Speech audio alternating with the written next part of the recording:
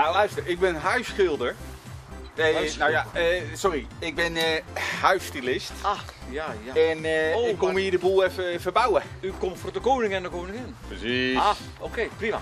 Maar dan bent u hier verkeerd, dit is voor leveranciers. Nou, dan ben U ik kunt het beste zo, mij volgen, dan breng ik u naar binnen. Oh ja, ogenblik goed hoor. Ah, Ik pannetje. neem het wel over van je, hoor. Ja. U neemt het over? Ik neem hem wel even mee. Komt u maar, hoor.